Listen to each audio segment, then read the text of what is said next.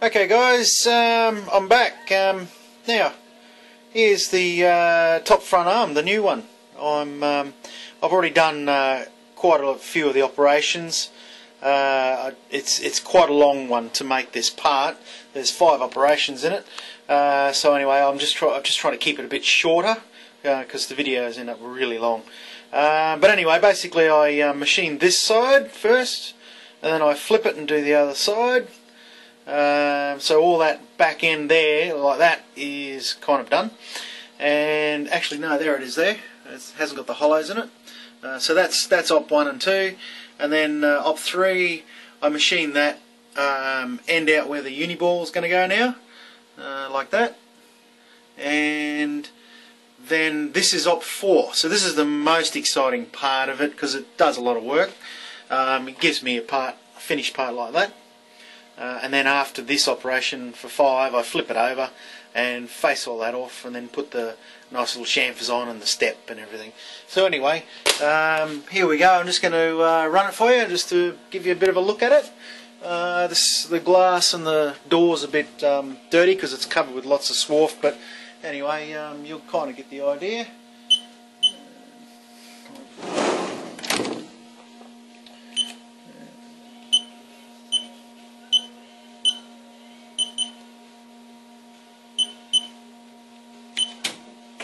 Right. So first thing we're doing is coming in with a big face cutter and going to cut down that that excess material off the top. It's just a lick. It's about half a mil. Takes it off the top of this.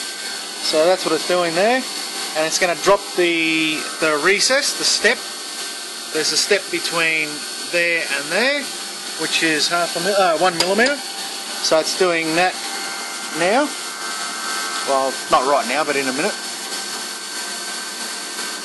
So that was the face, just to smooth it all down and make it nice.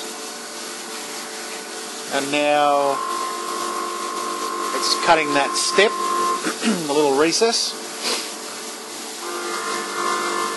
You have to do a lot of these operations quite slow, otherwise you get a really bad finish.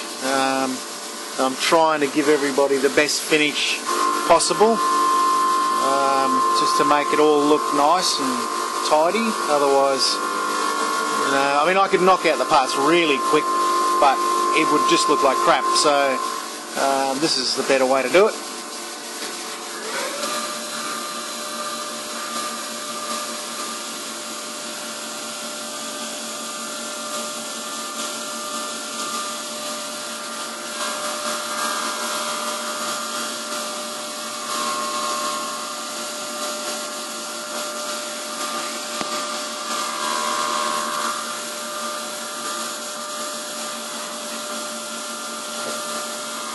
So that's it's now doing the finished cut.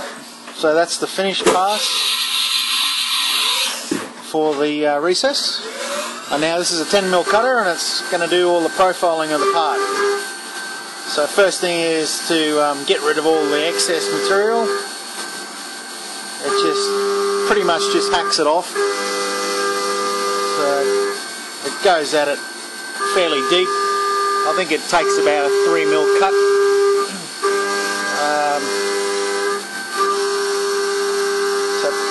So pretty much knocks it off real fast.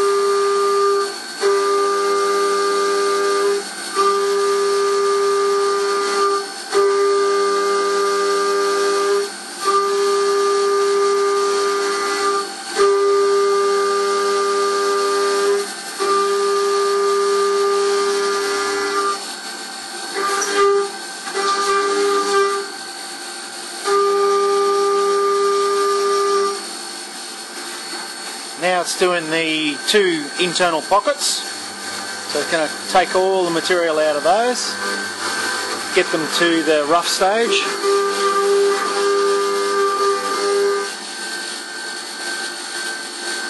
Takes a fair bit of time, this arm.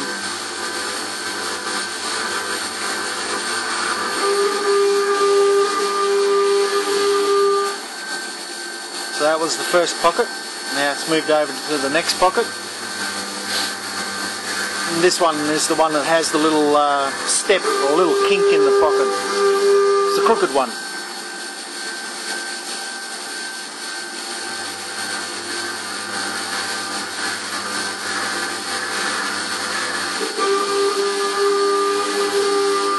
Right, so that's the end of the rough cycle for cutting it, and you can see it's starting to take shape there now. Now this is a 6mm cutter to do a semi-rough, so it's like a second stage rough cast. It takes out the corners, the excess material in the corners of all of the pockets. That's why it's called a semi-rough. So we take the material down in stages. If I went in with the 4mm cutter and skipped over the semi-rough, you risk breaking the little 4mm cutter. So you're trying to remove as much as you can, and then when the little 4mm comes in, it just whips around and it just removes that last 0.2 of a millimetre, and everything's really nice.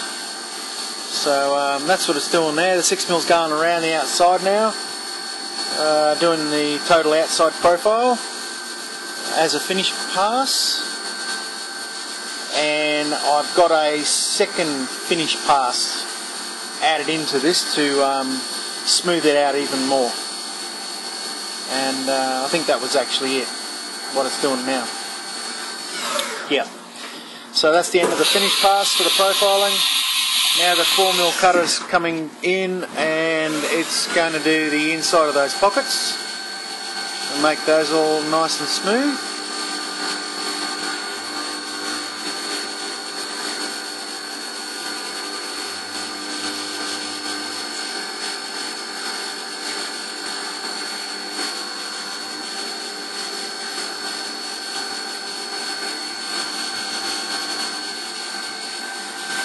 So that's the end of the first one. Now this is doing the second one.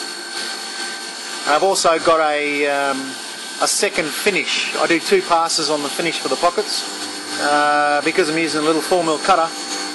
It's what we get a spring cut, called a spring cut. So the first time it goes around, the cutter always deflects a few microns, and it leaves a slightly rough finish. So what we do is, a little trick, we just put in an extra finish pass, so it goes around and takes off that couple of microns and just smooths it out nice. And this is the chamfer. There's a couple of different types of chamfers in this one. This one is doing the chamfer around the very top edge of the part, and it does that twice because it has to. It's just the way that the part's designed. It has to do a second pass on the chamfer to give a nice finish at the bottom of the chamfer, because I've got to use a pointed chamfer tool.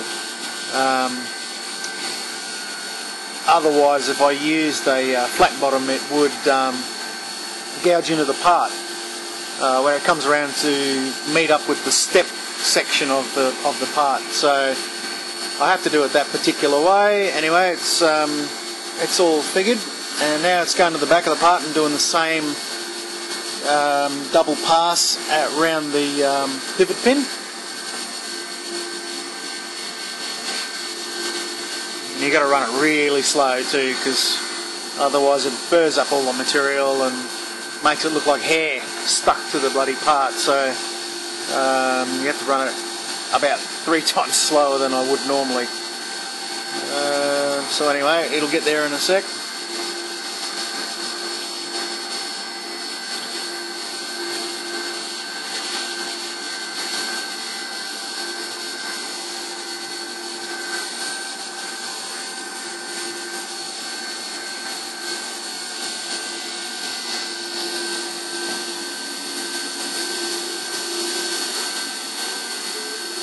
So that's it there, it's coming around now to do the finish of that operation, and then it's going to move to do the side chamfers.